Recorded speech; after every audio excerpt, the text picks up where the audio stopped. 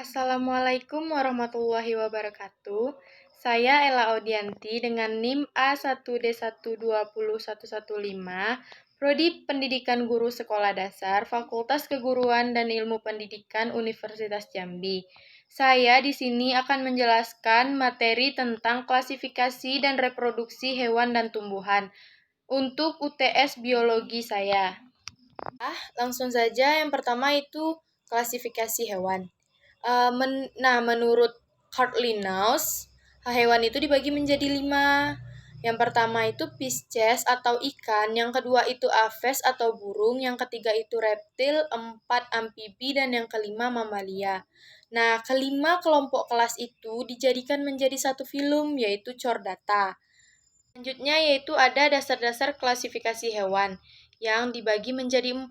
Yang pertama berdasarkan persamaan, yang kedua berdasarkan ciri biokimia, yang ketiga berdasarkan ciri morfologi dan anatomi, dan yang keempat berdasarkan manfaatnya. Selanjutnya ada pengelompokan dunia hewan yang dikelompokkan menjadi 7. Selanjutnya ada pengelompokan dunia hewan yang dibagi menjadi 7.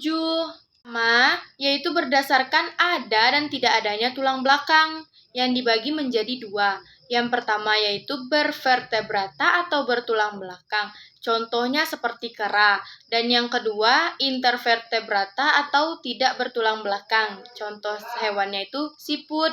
Nah, yang kedua yaitu berdasarkan jenis makanannya, yang dibagi juga menjadi 3. Yang pertama herbivora atau pemakan tumbuhan, seperti sapi. Dan yang kedua karnivora atau pemakan daging, seperti singa. Dan yang ketiga yaitu omnivora, pemakan daging dan tumbuhan, seperti ayam.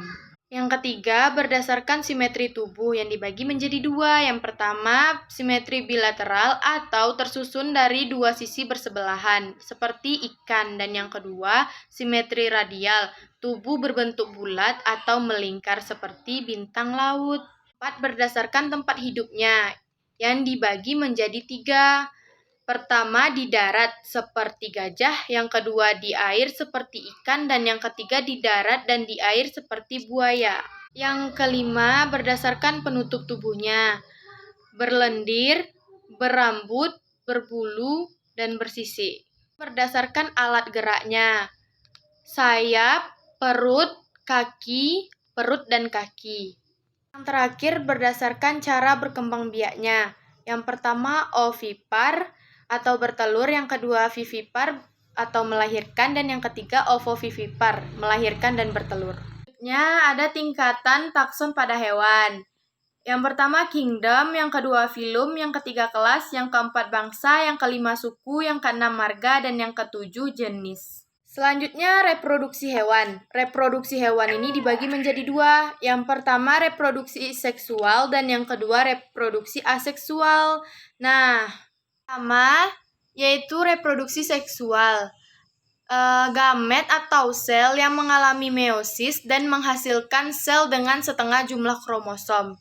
Dan yang kedua yaitu reproduksi aseksual, dapat terjadi dengan cara partenogenesis atau telur dapat dibuahi tanpa persetubuhan. Selanjutnya yaitu klasifikasi tumbuhan yang dibagi menjadi 3 kelompok. Pertama yaitu divisi Bryophyta atau tumbuhan lumut yang dibagi menjadi 3, yaitu lumut hati, lumut tanduk, dan lumut daun. Yang kedua yaitu divisi Pteridophyta atau tumbuhan paku yang dibagi menjadi 4, paku sejati, paku purba, paku kawat, dan paku ekor kuda.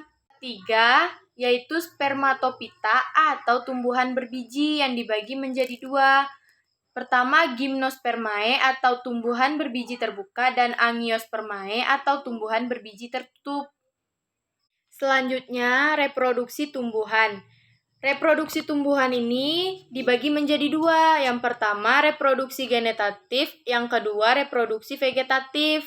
Nah, yang reproduksi genetatif tidak melibatkan fertilisasi pada sistem reproduksi, sedangkan yang vegetatif itu melibatkan fertilisasi dalam sistem reproduksinya.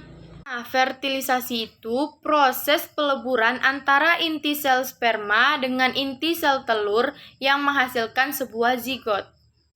Sekian penjelasan tentang klasifikasi dan reproduksi hewan dan tumbuhan dari saya. Mohon maaf jika ada kekurangan dan kesalahan. Saya akhiri. Wassalamualaikum warahmatullahi wabarakatuh.